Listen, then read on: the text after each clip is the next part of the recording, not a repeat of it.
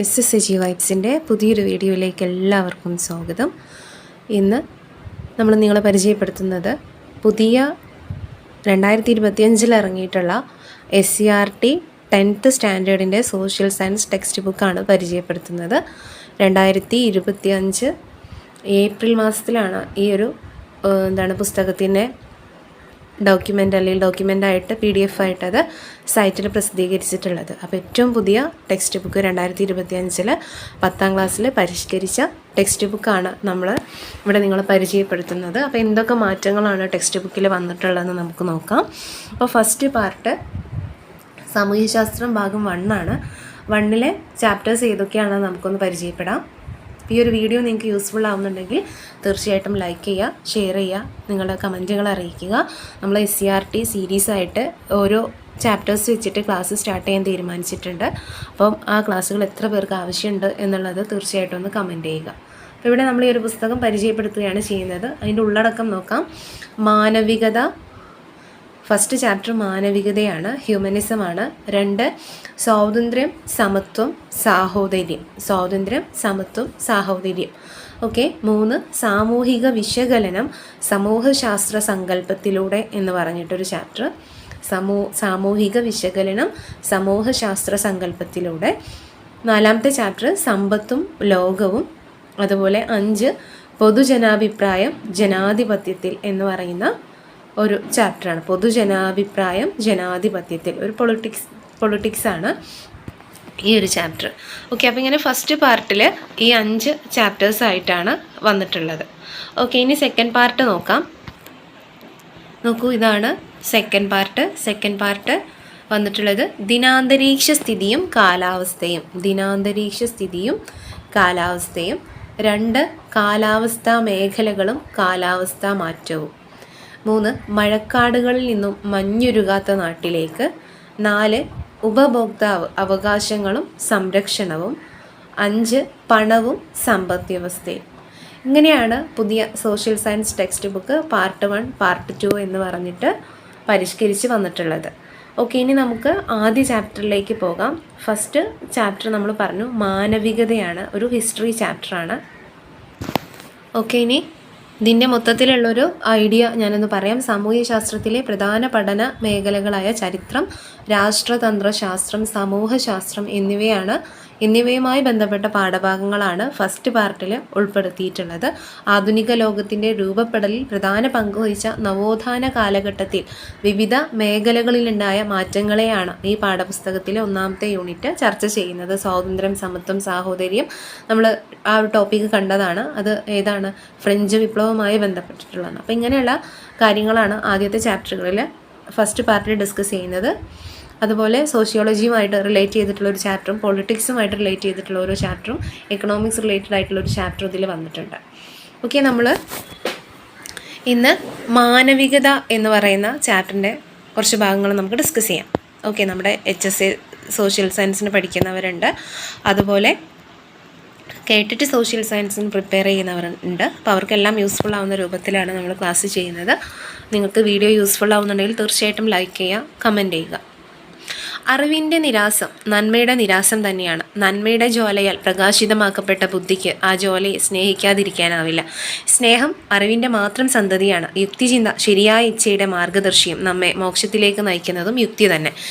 10ാം നൂറ്റാണ്ടിൽ ഇംഗ്ലണ്ടിൽ ജീവിച്ചിരുന്ന ശാസ്ത്രചിന്തകനായ റോജർ ബേക്കണിൻ്റെ വരികളാണ് ഇവിടെ കൊടുത്തിട്ടുള്ളത്. ആരുടേതാണ്? റോജർ ബേക്കണിൻ്റെ വരികളാണ്. യുക്തിചിന്ത, അറിവ്, സ്നേഹം എന്നിവയുടെ പ്രാധാന്യത്തെക്കുറിച്ചാണ് ഇവിടെ പരാമർശിക്കുന്നത്. അദ്ദേഹം ജീവിച്ചിരുന്ന കാലഘട്ടത്തിൽ യൂറോപ്പിലെ അധികാരികൾ യുക്തിചിന്തയെ നിഷേധിച്ചിരുന്നു. റോജർ ബേക്കണിനെ പോലെയുള്ള ചിന്തകർ നിലവിലിരുന്ന ഫ്യൂഡൽ അധികാര വ്യവസ്ഥയെയും അതിൻ്റെ ആശയങ്ങളെയും ചോദ്യം ചെയ്തു. തൽഫലമായി അവരിൽ പലരും അധികാരികളുടെ ക്രൂരമായ പീഡനത്തിനും ജയിൽവാസത്തിനും വിധേയരായി. ചിലർക്ക് ജീവൻ തന്നെ നഷ്ടപ്പെട്ടു. എന്നാൽ പിൽക്കാലത്ത് സ്ഥിതിഗതികൾ മാറിമറിയാൻ തുടങ്ങി. ഓക്കെ. അപ്പോൾ ഈ ഫസ്റ്റ് പാർട്ടിൽ ഡിസ്കസ് ചെയ്യുന്നത് 13ാം നൂറ്റാണ്ടിൽ ജീവിച്ചിരുന്ന ശാസ്ത്രചിന്തകനായിട്ടുള്ള റോജർ ബേക്കണിൻ്റെ വാക്കുകളെക്കുറിച്ചാണ്. 13ാം നൂറ്റാണ്ട് എന്ന് പറയുമ്പോൾ യൂറോപ്യൻ ഫ്യൂഡലിസത്തിൻ്റെ ഒരു അവസാനത്തിലേക്ക് വരുന്ന ആ ഒരു സമയമാണ്, അല്ലെങ്കിൽ യൂറോപ്യൻ ഫ്യൂഡലിസത്തിൻ്റെ കാലഘട്ടമാണ്.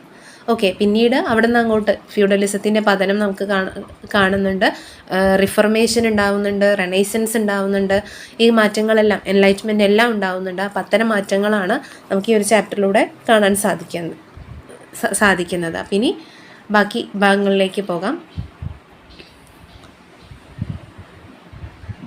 14-ാം നൂറ്റാണ്ടോടെ യൂറോപ്പിലെ സാമൂഹിക, സാംസ്കാരിക, സാമ്പത്തിക, രാഷ്ട്രീയ രംഗങ്ങളിൽ ചില മാറ്റങ്ങൾ സംഭവിച്ചു. 14-ാം നൂറ്റാണ്ടോടെ യൂറോപ്പിലെ socio economic, cultural and political ഏരിയാസിൽ ചില മാറ്റങ്ങളുണ്ടായി. പ്രാചീന യൂറോപ്പിലെ ഗ്രീക്കോ റോമൻ സംസ്കാരത്തിൻ്റെ സ്വാധീനത്തോടൊപ്പം മധ്യകാലത്ത് നിലനിന്നിരുന്ന ആശയങ്ങളിൽ നിന്നും വഴി പിരിയാനുള്ള പ്രവണതയും ഇക്കാലത്ത് ശക്തിപ്പെട്ടു. നമുക്കറിയാം 14-ാം നൂറ്റാണ്ടെന്ന് പറയുമ്പം എന്താണ്, യൂറോപ്പിൽ മധ്യകാലഘട്ടമാണ്, അല്ലെങ്കിൽ പ്രാചീന കാലം, മധ്യകാലം എന്നൊക്കെ നമ്മൾ ഡിവൈഡ് ചെയ്യാറുണ്ട്, ആൻഷ്യൻ്റ്, മിഡീവൽ, മോഡേൺ. അപ്പോൾ ഒരു മിഡീവൽ പീരീഡാണ് ഈ ഫ്യൂഡലിസത്തിൻ്റെയൊക്കെ ഒരു കാലഘട്ടം എന്ന് പറയുന്നത്.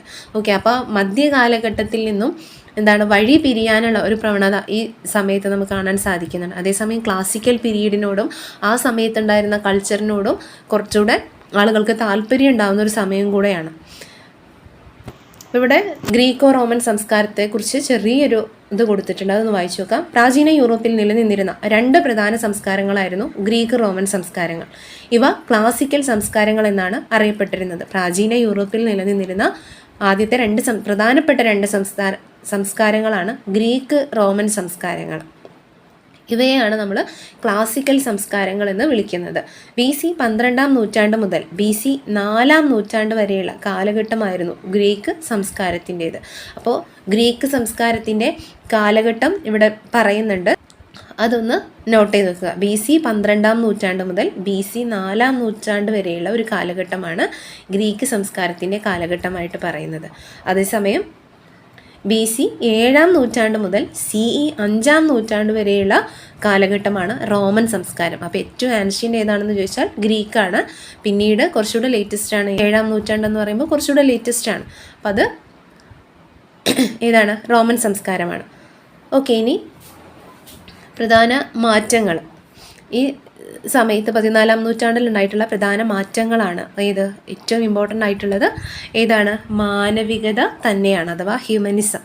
മനുഷ്യ കേന്ദ്രീകൃതമായ കാഴ്ചപ്പാട്, മനുഷ്യന് പ്രാധാന്യം കൊടുക്കുന്ന കാഴ്ചപ്പാട്. അന്നേ വരെ യൂറോപ്പിൽ മിഡീവൽ കാലഘട്ടത്തിൽ ഏറ്റവും പ്രാധാന്യം കൊടുത്തിരുന്നത് റിലീജിയനാണ്, മതത്തിനാണ്. ഓക്കെ, മതം എന്ത് പറയുന്നു, അല്ലെങ്കിൽ മതവുമായി ബന്ധപ്പെട്ട കാര്യങ്ങൾ മാത്രമാണ് പ്രാധാന്യം കൊടുത്തിരുന്നത്. പിന്നീട് എന്തായി? മനുഷ്യ കേന്ദ്രീകൃതമായ കാഴ്ചപ്പാടിന് പ്രാധാന്യം കൊടുത്തു. ഇതിനെയാണ് നമ്മൾ മാനവികത അഥവാ ഹ്യൂമനിസം എന്ന് പറയുന്നത്. പിന്നീട് നഗരജീവിതത്തിൻ്റെ വളർച്ച. നമുക്കറിയാം ഫ്യൂഡലിസം കാലഘട്ടമാണ്, അവിടെ നഗരങ്ങൾ ഉണ്ടായിരുന്നില്ല, അതുപോലെ ട്രേഡ് ഉണ്ടായിരുന്നില്ല. പിന്നീട് ട്രേഡൊക്കെ വളർന്നു വന്നതിൻ്റെ ഭാഗമായിട്ടാണ് ഫ്യൂഡലിസം തകരുന്നത്. ഓക്കെ, അപ്പോൾ ഈ ഒരു 14-ാം നൂറ്റാണ്ടിൻ്റെ അവസാനത്തോടു കൂടി എന്ത് വരുന്നുണ്ട്? നഗരജീവിതത്തിൻ്റെ വളർച്ച ഉണ്ടാവുന്നുണ്ട്, കച്ചവടത്തിന് പുരോഗതി ഉണ്ടാവുന്നുണ്ട്, ദേശരാഷ്ട്രങ്ങൾ ഉയർന്നു വരുന്നുണ്ട്, പുതിയ ദേശരാഷ്ട്രങ്ങളുടെ വളർച്ച, വ്യക്തി സ്വാതന്ത്ര്യം, യുക്തിചിന്ത അഥവാ റാഷണലിസം, മതേതര മൂല്യങ്ങളുടെ വ്യാപനം, സെക്യുലറിസ്റ്റ് ഐഡിയാസ്, പണാധിഷ്ഠിത സമ്പദ്ഘടന. ഫ്യൂഡലിസം കാലഘട്ടത്തിൽ കറൻസി ഉപയോഗിച്ചിരുന്നില്ല കൂടുതലായിട്ടും. ഓക്കെ, ട്രേഡ് ഉണ്ടായിരുന്നില്ല. പക്ഷേ പിന്നീട് മാറ്റങ്ങൾ എന്തൊക്കെയാണ്? മണി അല്ലെങ്കിൽ കറൻസിക്ക് കൂടുതൽ പ്രാധാന്യം കൊടുത്തു തുടങ്ങി. പ്രാദേശിക ഭാഷകൾക്ക് പ്രാധാന്യം ലഭിച്ചു. കല, ശാസ്ത്ര രംഗങ്ങളിൽ നിരവധി മാറ്റങ്ങളുണ്ടായി. അപ്പോൾ ഇതാണ് 14-ാം നൂറ്റാണ്ടിൽ യൂറോപ്പിൽ ഉണ്ടായിട്ടുള്ള പ്രധാനപ്പെട്ട മാറ്റങ്ങൾ. പ്രാചീന റോമൻ സംസ്കാരത്തിൻ്റെ ഭാഗമായിരുന്ന ഇറ്റലിയിലാണ് ഈ മാറ്റങ്ങൾ ഏറ്റവും കൂടുതൽ പ്രകടമായത്. ഇതെല്ലാം നമുക്ക് ചോദ്യങ്ങളായിട്ട് പ്രതീക്ഷിക്കാം. ഓക്കെ, പ്രാചീന റോമൻ സംസ്കാരത്തിൻ്റെ ഭാഗമായിരുന്ന ഇറ്റലിയിലാണ് ഈ മാറ്റങ്ങൾ കൂടുതൽ പ്രകടമായത്. ഇറ്റലിയിൽ ആവിർഭവിച്ച ഈ മാറ്റങ്ങൾക്ക് ചരിത്രകാരന്മാർ നവോത്ഥാനം എന്ന പേര് നൽകി. ഓക്കെ, ഇറ്റലിയിൽ ആരംഭിച്ച ഈ മാറ്റത്തിനെയാണ് എന്ത് വിളിക്കുന്നത്? നവോത്ഥാനം അഥവാ റെനൈസൻസ് എന്ന് വിളിക്കുന്നത്. മധ്യകാലത്തെ ഫ്യൂഡൽ വ്യവസ്ഥയിൽ നിന്നും ആധുനിക കാലത്തിലേക്കുള്ള മാറ്റത്തിൻ്റെ കാലമായിട്ടാണ് നവോത്ഥാനം അറിയപ്പെടുന്നത്. അല്ലെങ്കിൽ മിഡീവലിൽ നിന്നും മോഡേൺ പീരീഡിലേക്കുള്ള ഒരു ട്രാൻസിഷൻ്റെ കാലഘട്ടമാണ് ഇത് റെനൈസൻസ് എന്ന് പറയുന്നത്. ഫ്യൂഡൽ വ്യവസ്ഥയിൽ നിന്നും ആധുനിക കാലഘട്ടത്തിലേക്കുള്ള മാറ്റത്തിൻ്റെ കാലമായിട്ട് നവോത്ഥാനം ചരിത്രത്തിൽ ഇടം നേടി. നെക്സ്റ്റ്, നവോത്ഥാനം അഥവാ റിനേസൻസ് എന്ന വാക്കിന് മലയാളത്തിൽ നവോത്ഥാനം അല്ലെങ്കിൽ പുനർജനി എന്നൊക്കെയാണ് അർത്ഥം. 14-ാം നൂറ്റാണ്ടോടുകൂടി പ്രാചീന ഗ്രീക്കോ റോമൻ സംസ്കാരങ്ങൾക്കുണ്ടായ പുനർജനി എന്നതാണ് ഇതുകൊണ്ട് ഉദ്ദേശിക്കുന്നത്. ഞാൻ നേരത്തെ പറഞ്ഞു, ഈ 13-14 നൂറ്റാണ്ടുകളിൽ ആൻഷ്യൻ്റ് ഗ്രീക്കോ റോമൻ ക്ലാസിക്കൽ സംസ്കാരങ്ങളോട് ആളുകൾക്ക്, ചിന്തകർക്ക് താല്പര്യം വന്നു തുടങ്ങി. പഴയ കൃതികളെടുത്ത് വായിക്കാൻ തുടങ്ങി, അത് കണ്ടെത്താൻ തുടങ്ങി. അപ്പോൾ ഇതെല്ലാം എന്താണ്, റെനേസൻസ് എന്ന് പറയുന്ന വാക്കിനെ കൂടുതൽ നമുക്ക് മനസ്സിലാക്കാൻ സാധിക്കുന്നതാണ്. റെനേസൻസ് എന്ന് പറയുന്നത് എന്താണ്? പുനർജനി എന്നാണ് റെനേസൻസ് എന്ന വാക്കിൻ്റെ അർത്ഥം, അഥവാ നവോത്ഥാനം. 14-ാം നൂറ്റാണ്ടോട് കൂടിയിട്ട് പ്രാചീന ഗ്രീക്കോ റോമൻ സംസ്കാരങ്ങൾക്കുണ്ടായിരുന്ന ഒരു പുനർജനി ആയിട്ടാണ് നമ്മൾ എന്തിനെ കാണുന്നത്? റെനേസൻസ് എന്നുള്ളതിനെ കാണുന്നത്. ഇനി നമ്മൾ നോക്കുന്നത്, നമ്മൾ പറഞ്ഞു റെനേസൻസ് ഉണ്ടായത് എവിടെയാണ്? ഇറ്റലിയിലാണ്. ഇത് എല്ലാ എക്സാമിനും ചോദിക്കുന്ന ഒരു ക്വസ്റ്റ്യൻ ആണ്. റെനേസൻസ് ഉണ്ടായത് എവിടെയാണ്? ഇറ്റലിയിലാണ്. ഓക്കെ, അപ്പോൾ അതൊന്ന് നോട്ട് ചെയ്ത് വെക്കുക. എന്തുകൊണ്ട് ഇറ്റലിയിൽ നവോത്ഥാനം ഉണ്ടായി? Why renaissance occurred in Italy? Okay, എന്തുകൊണ്ടാണ് ഇറ്റലിയിൽ നവോത്ഥാനം ആരംഭിച്ചത്? അപ്പോൾ ഈ ഒരു മാപ്പ് ഇവിടെ തന്നിട്ടുണ്ട്, ജസ്റ്റ് അത് നമുക്ക് നോക്കാം. മധ്യകാല ഇറ്റലിയിൽ നിലനിന്നിരുന്ന നഗരങ്ങളെ കണ്ടെത്തി എഴുതൂ എന്ന് പറഞ്ഞിട്ടാണ്. പ്രധാനപ്പെട്ട ഇറ്റാലിയൻ നഗരങ്ങൾ, ഇത് നമുക്ക് എക്സാമിന് ചോദിക്കാം. Milan, Parma, Genoa, Venice, Bologna, Pisa, Florence, Rome, Naples. ഏതൊക്കെയാണ്? Milan, Genoa, Parma, Bologna, Venice, Florence, Pisa, Rome, Naples. ഇതിൽ ഏറ്റവും ഇമ്പോർട്ടൻ്റ് ആയിട്ട് നമുക്ക് പറയാൻ പറ്റും ഏത്? റോം. അതുപോലെ Venice, Florence, Genoa. Okay, Genoa, Florence, Rome, Venice. ഈ പേരുകളൊന്ന് നോട്ട് ചെയ്ത് വെക്കുന്നത് നന്നായിരിക്കും. ഓക്കെ, ഇറ്റാലിയൻ നഗരങ്ങളാണ്. ഇനി എന്തുകൊണ്ട് ഇറ്റലിയിൽ നവോത്ഥാനം ആരംഭിച്ചു എന്നുള്ളതാണ്. ഇറ്റലിയിലെ നഗരങ്ങൾ യൂറോപ്പിലെ മറ്റു നഗരങ്ങളിൽ നിന്നും തികച്ചും വ്യത്യസ്തമായിരുന്നു. എന്തൊക്കെയായിരുന്നു കാരണങ്ങൾ? അവ കൂടുതൽ സ്വതന്ത്രവും സമ്പന്നവും ഊർജ്ജസ്വലവുമായിരുന്നു. കുറച്ചുകൂടെ മറ്റുള്ള രാജ്യങ്ങളിൽ നിന്നുള്ള നഗരങ്ങളിൽ നിന്നും കുറച്ചുകൂടെ സ്വതന്ത്രമായിട്ടുള്ള നഗരവും സമ്പന്നമായിരുന്നു, അതുപോലെ ഊർജ്ജസ്വലവുമായിട്ടുള്ള നഗരങ്ങളായിരുന്നു. ഇവിടങ്ങളിലെ വ്യാപാരികൾ ബാങ്കിങ്, ഇൻഷുറൻസ് എന്നീ മേഖലകളെക്കുറിച്ച് അറിവുള്ളവരായിരുന്നു. ബുക്ക് കീപ്പിംഗ് പോലുള്ള വാണിജ്യ സാങ്കേതിക വിദ്യകളിൽ കാര്യക്ഷമത കൈവരിച്ചവരും ഇക്കൂട്ടത്തിൽ ഉണ്ടായിരുന്നു. അവരിൽ നിരവധി പേർ വാണിജ്യത്തിലൂടെ അതിസമ്പന്നരായി മാറുകയും ചെയ്തു. ഓക്കെ, അപ്പോൾ ഇവിടെ പറയുന്നത് അവിടെയുള്ള വ്യാപാരികൾക്ക് ബാങ്കിങ്, ഇൻഷുറൻസ് പോലെയുള്ള കാര്യങ്ങളിൽ അതീവ നോളജ് ഉണ്ടായിരുന്നു. അതുപോലെ ബുക്ക് കീപ്പിംഗ് പോലെയുള്ള വാണിജ്യ സാങ്കേതിക വിദ്യകളിൽ കാര്യക്ഷമത ഉള്ളവരും കൂടെയായിരുന്നു ഇറ്റലിയിലെ ജനങ്ങൾ അല്ലെങ്കിൽ വ്യാപാരികൾ എന്ന് പറയുന്നത്. ഇനി ഇവിടെ എന്താണ് ബുക്ക് കീപ്പിംഗ് എന്നുള്ളത് പറയുന്നുണ്ട്. ഒരു സ്ഥാപനത്തിൻ്റെ വരവും ചെലവും ദൈനംദിന അടിസ്ഥാനത്തിൽ, അതായത് ഡെയിലി ഉണ്ടാവുന്ന ഇതിൽ ക്രമമായി രേഖപ്പെടുത്തുന്നതിനെയാണ് ബുക്ക് കീപ്പിംഗ് എന്ന് പറയുന്നത്. ഡെയിലി ഉണ്ടാവുന്ന ചെലവുകളും വരുമാനവും രേഖപ്പെടുത്തുന്നത്. അക്കൗണ്ടിങ്ങിൻ്റെ ആദ്യ നടപടിയായിട്ടാണ് ബുക്ക് കീപ്പിംഗ് അറിയപ്പെടുന്നത്. അക്കൗണ്ടിങ്ങിൻ്റെ ആദ്യ നടപടിയായിട്ടാണ് ബുക്ക് കീപ്പിംഗ് അറിയപ്പെടുന്നത്. നെക്സ്റ്റ്, 11-ാം നൂറ്റാണ്ടോടെ യൂറോപ്പിലുണ്ടായ വാണിജ്യവൽക്കരണം അഥവാ കൊമേഴ്ഷ്യലൈസേഷൻ മധ്യകാല ഫ്യൂഡൽ വ്യവസ്ഥയുടെ മിഡീവൽ ഫ്യൂഡലിസത്തിൻ്റെ തകർച്ചയ്ക്കും മതമേധാവിത്വത്തിൻ്റെ ശക്തി ക്ഷയിക്കുന്നതിനും കാരണമായി. അപ്പോൾ 11-ാം നൂറ്റാണ്ടോടെ യൂറോപ്പിൽ എന്ത് വരുന്നുണ്ട്? കൊമേഴ്ഷ്യലൈസേഷൻ ഉണ്ടാവുന്നുണ്ട്. അപ്പോൾ ഇത് മധ്യകാല ഫ്യൂഡൽ വ്യവസ്ഥയുടെ, നഗരങ്ങൾ വളർന്നു വരുമ്പോൾ, ട്രേഡ് വളർന്നു വരുമ്പോൾ സ്വാഭാവികമായിട്ടും എന്തിൻ്റെ ഡിക്കേക്ക് കാരണമായി? ഡിക്ലൈന് കാരണമായി.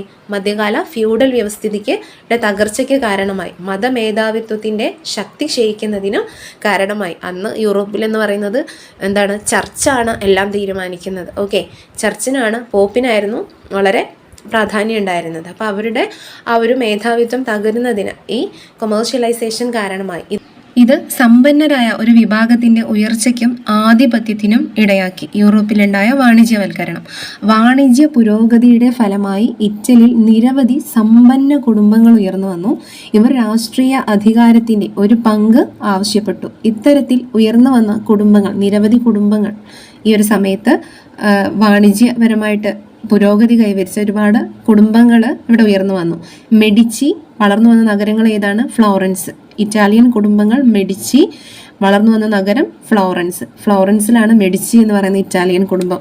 അതുപോലെ മിലാൻ സ്ഫോർസ, അതുപോലെ പാർമയിലെ ഫർണീസി, നേപ്പിൾസ്, ഓർസീനി, മിലാൻ, വിസ്കൊന്തി. ഈ ഒരു യൂണിറ്റ് അത്യാവശ്യം വലിയൊരു യൂണിറ്റാണ്. ഹിസ്റ്ററി ഭാഗത്ത് നിന്ന് ഏറ്റവും കൂടുതൽ ചോദ്യങ്ങൾ വരാൻ സാധ്യതയുള്ള ഒരു ഏരിയ ആയിട്ട് ഇതിനെ നിങ്ങൾ കണ്ടോളൂ. ഒരുപാട് കണ്ടൻറ്റും ഒരുപാട് കാര്യങ്ങളും നമുക്കിവിടെ നോട്ട് ചെയ്ത് വെക്കേണ്ടതായിട്ടുണ്ട്. ഈ ഇറ്റാലിയൻ കുടുംബങ്ങളും അവർ വളർന്നു വന്ന നഗരങ്ങളും മാത്രമല്ല ഞാൻ ഉദ്ദേശിച്ചത്. ഒരുപാട് കണ്ടൻറ്റ് ഈ ടെക്സ്റ്റിൽ ഇനി അങ്ങോട്ട് പോകുമ്പോൾ നമ്മുടെ എക്സാമിന് യൂസ്ഫുൾ ആവുന്ന തരത്തിലുള്ള കണ്ടൻറ്റുകളുണ്ട്. അത് ടെക്സ്റ്റ് വായിക്കുന്നത് മാത്രമല്ല, നിങ്ങൾ എന്ത് ചെയ്യുക, ജസ്റ്റ് നോട്ട് ചെയ്ത് വെക്കാൻ തന്നെ ശ്രദ്ധിക്കുക. ഓക്കെ, നമ്മളിത് മറന്നു പോകും. ഇനി മധ്യകാലത്ത് നടന്ന കുരിശി യുദ്ധങ്ങൾ കിഴക്കും പടിഞ്ഞാറും തമ്മിലുള്ള സാംസ്കാരിക വിനിമയത്തിന് വഴി തെളിയിച്ചു. അപ്പോൾ ഈ കാലഘട്ടത്തിൽ ഉണ്ടായിട്ടുള്ള കുരിശി യുദ്ധങ്ങൾ കിഴക്കൻ രാജ്യങ്ങളും പടിഞ്ഞാറൻ രാജ്യങ്ങളും തമ്മിൽ ഒരു ട്രേഡ് കോണ്ടാക്റ്റ് ഉണ്ടാവുന്നതിനും മാത്രമല്ല ഒരു കൾച്ചറൽ കോണ്ടാക്റ്റ് ഉണ്ടാവുന്നതിനും കാരണമായി എന്ന് പറയുന്നുണ്ട്. ഓക്കെ, അപ്പോൾ എന്താണ് കുരിശി യുദ്ധങ്ങൾ എന്ന് നോക്കാം. വിശുദ്ധ നാടായി കരുതപ്പെടുന്ന ജെറുസലേമിനായി ഇസ്ലാം മതത്തിലുള്ളവർക്കും ക്രൈസ്തവർക്കും ഒരേപോലെ പ്രധാനപ്പെട്ട സ്ഥലമാണ് ഇത് ജെറുസലേം. അപ്പോൾ ഈ ജെറുസലേമിനായിട്ട് ഇസ്ലാം മത വിശ്വാസികളും ക്രൈസ്തവരും തമ്മിൽ നടന്ന യുദ്ധങ്ങളാണ് കുരിശി യുദ്ധങ്ങൾ. ഏഷ്യയുടെയും യൂറോപ്പിൻ്റെയും സാമൂഹിക രാഷ്ട്രീയ സാമ്പത്തിക ജീവിതത്തിൽ ഇത് നിർണായക സ്വാധീനം ചെലുത്തി. ഇതിൻ്റെ ഇയർ എന്ന് കാലഘട്ടം ഒന്ന് നോട്ട് ചെയ്ത് വെച്ചാൽ നന്നായിരിക്കും. CE 11-ാം നൂറ്റാണ്ട് മുതൽ 13-ാം നൂറ്റാണ്ട് വരെയാണ് ഇതുണ്ടായിട്ടുള്ളത്. BC അല്ല, പ്രത്യേകം നോട്ട് ചെയ്യുക. CE അല്ലെങ്കിൽ AD ആണ്. ഓക്കെ, CE തന്നെയാണ് നമ്മൾ എന്ത് വിളിക്കുന്നത്, AD എന്നും പറയുന്നത്. ഓക്കെ, അപ്പോൾ CE എന്ന് പറയുന്നത് കോമൺ ഇയർ. 11-ാം നൂറ്റാണ്ടിനും 13-ാം നൂറ്റാണ്ട് വരെ നീണ്ടു നിന്നിട്ടുള്ള ഒരു നിരവധി യുദ്ധങ്ങൾ നടന്നിട്ടുണ്ട്. ഒരു കുരിശുദ്ധമല്ല, ചരിത്രത്തിൽ 3-4 കുരിശുദ്ധങ്ങൾ നടന്നിട്ടുണ്ട്. അപ്പോൾ ആ ഒരു ഇയർ ഒന്ന് നോട്ട് ചെയ്ത് വെക്കുക, അതിൻ്റെ കാലഘട്ടം ഒന്ന് നോട്ട് ചെയ്ത് വെക്കുന്നത് നന്നായിരിക്കും. ഓക്കെ, അപ്പം ഈ ഒരു കുരിശുദ്ധത്തിൻ്റെ ഭാഗമായിട്ട് കിഴക്കൻ രാജ്യങ്ങളും അതുപോലെ പടിഞ്ഞാറൻ രാജ്യങ്ങളും തമ്മിൽ സാംസ്കാരികപരമായിട്ടുള്ള കൈമാറ്റങ്ങൾക്ക് അല്ലെങ്കിൽ വിനിമയത്തിന് വഴിതെളിച്ചു. കിഴക്കൻ ലോകത്തെ സംസ്കാരങ്ങൾ ആർക്കറിയാൻ സാധിച്ചു? വെസ്റ്റേൺ കൺട്രീസിലുള്ള ജനങ്ങൾക്ക് അറിയാൻ സാധിച്ചു.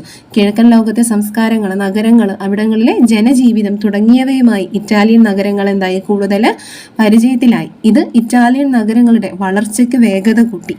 ഇസ്ലാമിക സാമ്രാജ്യം ബൈസന്റൈൻ എന്ന് പറഞ്ഞാൽ ഏതാ, കിഴക്കൻ റോമ സാമ്രാജ്യത്തിൻ്റെ ക്യാപിറ്റലാണ് ബൈസന്റൈൻ. അതിനെയാണ് നമ്മൾ ക്യാപിറ്റൽ അല്ല, ക്യാപിറ്റൽ കോൺസ്റ്റാന്റിനോപ്പിൾ ആണ്. കിഴക്കൻ റോമ സാമ്രാജ്യമാണ് ബൈസന്റൈൻ സാമ്രാജ്യം എന്ന പേരിൽ അറിയപ്പെട്ടത്. ബൈസന്റൈൻ സാമ്രാജ്യത്തിൻ്റെ തലസ്ഥാനം ഏതായിരുന്നു?